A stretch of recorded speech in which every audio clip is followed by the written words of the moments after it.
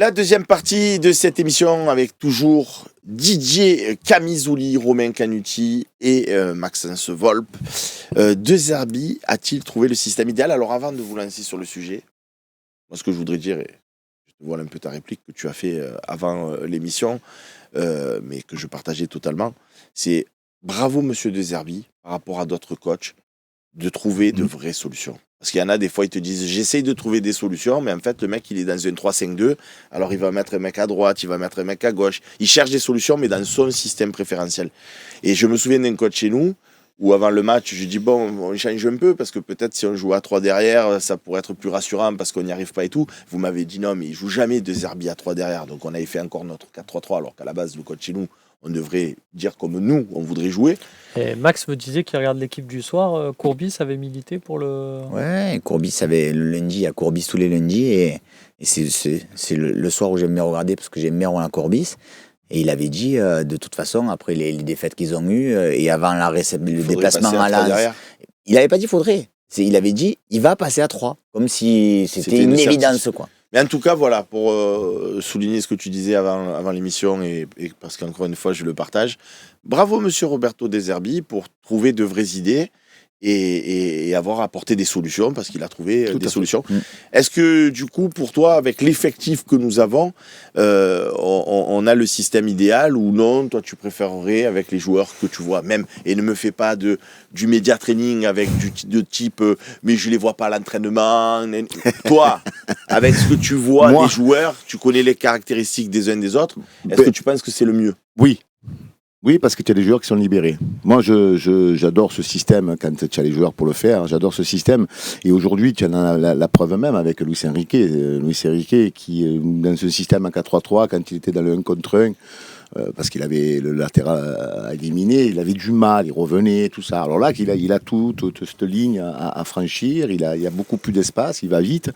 Et si je vous rappelle quand même le but, c'est lui qui, de son côté droit, qui vient mettre la tête. Donc je veux dire, les courses, il est fait. J'ai bien aimé Luis Garcia. Oui, moi je trouve que ce système, pour le moment, il peut être performant pour l'Olympique de Marseille. Et ça permet à Greenwood de rentrer un peu dans le cœur du jeu, de rester un peu plus, de venir chercher les ballons. Ça te permet d'avoir un joueur de plus dans le cœur du jeu. Est-ce que ça gâche pas Rabiot, comme nous l'explique régulièrement Romain Hering dans les OM au Café ou ailleurs? Moi, Rabiot, je l'ai adoré dans le système qu'il était à Lens, ça veut dire un peu plus haut sur le côté gauche, avec cette liberté de se déplacer sur toute la largeur. Je l'ai trouvé éteint hier, dans ce même registre. Un peu par sa faute. Preuve du coup que c'est pas la faute du registre. Ouais. Si à Lens, il avait le même truc et c'était pour moi le meilleur de l'équipe. Il a été bien. Je trouve que moi hier, je sais pas ce que vous en pensez, je l'ai trouvé très en dessous de certains joueurs. Alors peut-être qu'il a un coup de mou, ça peut arriver aussi. Mais moi, cette organisation, elle me plaît énormément parce que tu as une sécurité défensive, tu as un potentiel offensif qui peut se dégager avec les deux couloirs, parce que le but qu'on marque quand Mopé met la tête, c'est le centre de Luis Garcia. Et tu as le couloir qui vient. Mais tu as cette sécurité défensive. Et aujourd'hui, je trouve qu'avec Rongier, parce que j'ai vu... Tu as fait la banane, quand même. Parce que si on perd ce match, on n'analyse pas les choses de la même façon. Mais ça, c'est encore une fois, on a parlé de Monaco, ils ont fait des erreurs. L'erreur est humaine, ça peut arriver. Mais je veux dire par là que dans le jeu aujourd'hui, avec Rongier et Hochberg, je trouve qu'on a un équilibre. Je pense qu'on a d'ailleurs vécu hier, sur les notes du Phocéen, une grande première avec une telle banane, et que le joueur finisse en top. Parce que c'est fort quand même, parce que moi je pense et encore une fois, il a une intelligence, Monsieur De Zerbi, de s'adapter, de se dire à un moment donné un 4-3-3, j'y arrive pas, je suis en déséquilibre total. Greenwood, on ne le voit pas parce qu'il faut qu'il défende, il ne le fait pas, et quand le latéral gauche il prend le couloir, il y a un déséquilibre. Donc il a trouvé une organisation qui met les joueurs au mieux. Donc je ne le vois pas changer. Et s'il change, c'est qu'il doit avoir des idées pour changer. Après, c'est en fonction de l'adversaire aussi contre qui il va jouer. Alors Max, je vais te poser la question à toi, parce que je l'avais déjà posée à Romain. Comment on a pu passer d'un joueur clé en la personne de Quentin Merlin à d'un coup, ça fait plusieurs matchs où il est remplaçant au profit de Luis Garcia? Je vais te faire une réponse courte, parce que j'avais aussi envie de répondre à la question qui était posée dans la rivière. Je pense que c'est juste pour Merlin un problème physique. Mm. On l'a vu quand il est rentré. Moi, je trouve que son entrée, elle n'est pas aussi dégueulasse que ce qu'on a bien voulu le Moi, dire. j'ai bien aimé aussi. Ouais. Mais par contre, on a vu qu'au bout de 10 minutes, il avait déjà la langue par terre et que donc, manifestement, ce joueur a un problème physique aujourd'hui parce que je pense qu'on ne sait pas tout. Peut-être qu'il n'a pas pu s'entraîner correctement avec sa blessure et qu'au niveau cardio, il n'en est pas. Moi, c'est mon avis sur ça. Par rapport à la question, si je peux me permettre, moi, je lui dirais entièrement d'accord avec tout ce qu'a dit Didier, mais vraiment au jour d'aujourd'hui. Parce que je suis quasi persuadé que dans les semaines ou les mois à venir, après la trêve, en janvier, février, on va rechanger de système. Parce que condamner un joueur comme Euro aujourd'hui, c'est compliqué. Avoir que des milieux qui ne sont pas vraiment créatifs, je pense que ça va quand même poser problème quand tu vas jouer au Vélodrome, comme on le disait, contre des équipes qui mettent le bus. Il va bien falloir avoir un peu de technicité là-dedans pour pouvoir faire des différences et trouver des failles dans les équipes adverses. Donc, aujourd'hui, jouer Monaco, jouer Lens, jouer Lille avec ce système, je suis ravi. Au contraire, on prend des points, c'est parfait. Je ne suis pas sûr qu'on va continuer à jouer comme ça quand on jouera des petites équipes. La vérité, c'est que tu parles de Deschamps, tu parles de Guéret, on peut citer beaucoup de coachs. Il y a des exceptions, les Bielsa, voilà. Mais la plupart des coachs, en fait, tu démarres la saison avec un schéma et dans la saison, ça évolue. Et je pense que ce schéma, c'est le schéma du moment. Et pour moi, en ce moment, c'est notre schéma idéal. Et en fonction, et c'est un paramètre à prendre en compte avec notre Olympique de Marseille en ce moment, il va y avoir un mercato en janvier. C'est ça. Et il y aura une donne qui va changer. Et donc, du coup, tu vas à nouveau devoir t'adapter. Là, on tient quelque chose. Moi, Rabiot, je trouve que c'est un des joueurs les plus mauvais sur le match contre Monaco. Mais ce n'est pas dû au système. Je pense que c'est dû à lui parce que contre Lens, c'est un des meilleurs. Donc, le prochain match, j'ai encore envie de voir Rabiot, même si tu peux me proposer d'autres options. Parce qu'il y a des gens qui regardent le match et qui se disent « Ouais, mais ça manque d'un créateur. » Mais pour moi, dans ce schéma, les profils de joueurs qu'on a et la volonté de De Zerbi me fait dire on n'a pas besoin d'un numéro 10. Moi, je préfère avoir Adrien Rabiot que Amin Harit, par exemple. Tu pourrais me dire, ouais, mais du coup, Rabiot, on le met avec soit Højbjerg, soit Rongier, donc du coup, ça laisse une place à Harit. Moi, je veux pas. Je préfère Rabiot, Højbjerg, Rongier, comme c'est en ce moment. On n'a pas de créateur, c'est pas grave. On arrive à proposer du jeu différemment, avec des sorties de balles, avec un Balerdi quand il récupère la balle, il oriente sur un truc, et après on a un jeu de position. Voilà, ça peut être un peu choquant, des gens qui disaient ouais, mais c'est la mort des numéros 10, je m'en fous. Didier, en dehors du système, je me posais une question hier au stade Vélodrome, et pour tout dire, même Jean rageait depuis le stade. Est-ce que ça n'a pas manqué, et toi, comme tu l'as vu derrière ton poste de télévision, savoir si tu as eu le même sentiment ou pas, est-ce que le coach qui a gagné, un coach qui gagne, il a toujours raison. Est-ce que ça n'a pas manqué un peu de changement dans cette équipe et de fraîcheur, parce qu'un Jonathan Rowe qui soit plus titulaire, c'est une chose, mais à un moment donné, qui rentre pas à un moment donné, que ce soit à la place de Greenwood ou à la place de Rabiot pour essayer d'aller forcer la décision.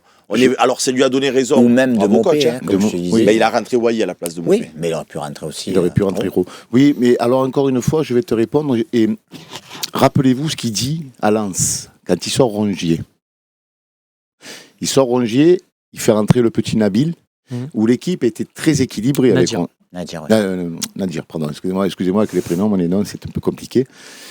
Et il a dit, j'ai pris des risques, et j'avais peur qu'ils prennent le rouge. Rappelez-vous, quand il sort Rongier à Lens, il fait rentrer le petit Nadir. Et l'équipe, elle est plus équilibrée comme elle est. Rappelez-vous.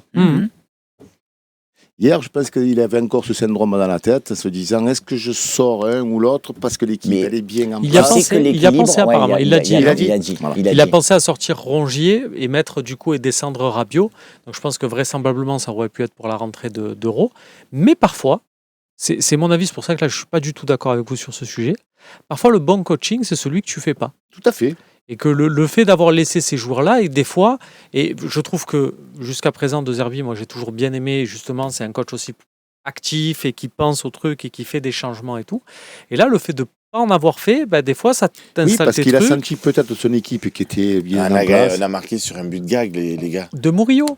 qui est peut-être un des joueurs Ouais. que tu aurais sorti, c'est-à-dire c'est Murillo qui fait un appel en Oui, profondeur. tu pars par là, c'est Greenwood qui tire le penalty. Peut-être que s'il était sorti au profit d'Euro, c'est quelqu'un d'autre qui le tire et qui le manque. Ouais. Mais Oui. comme peut-être tu marques 3 aussi, tu C'est gagnes pour ça 4 que, comme tu dis, c'est tu as du foot gagné. fiction. Oui, mais comme Après- des fois, tu as aussi des matchs où tu fais rentrer des mecs, tu dis, ah, les remplaçants, ils n'ont pas été au niveau, et tac, ça a coulé. On a beaucoup insisté sur le rôle clé de Rongier dans cette équipe aujourd'hui.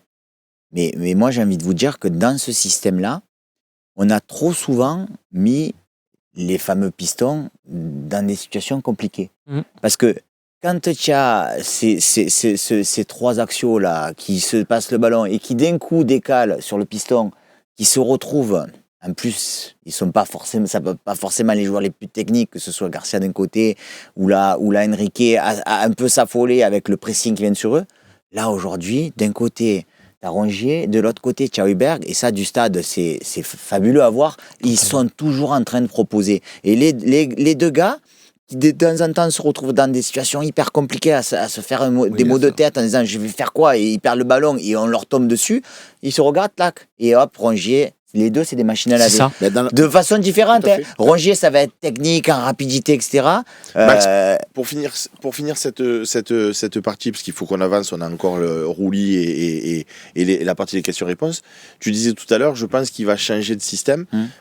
C'est pas un système définitif. Est-ce qu'on pourrait pas imaginer ce système-là quand on joue les grosses équipes ou quand on voyage, Oui, pourquoi pas. et un autre système à domicile contre les plus petites équipes qui vont jouer en bloc bas avec plus de créativité, etc. Est-ce que ça se fait ou est-ce que non, c'est trop compliqué pour des Oui, profils ça se fait. Tu peux même changer les profils de joueurs. Aujourd'hui, on ne sait pas ce qui travaille à l'entraînement. Qui te dit qu'aujourd'hui, il ne travaille pas à l'entraînement avec le même système, mais qu'il est en train d'expliquer à Aro qu'il va falloir qu'il fasse le même travail que Enrique fait sur le côté droit. J'y crois pas. C'est un exemple que je donne au hasard comme ça. Mais du coup, ça voudrait dire que tu joues vraiment avec 2 joueurs offensifs de plus. Donc, tu peux garder le même système, mais si selon les joueurs que tu mets dans le système, l'animation est totalement différente.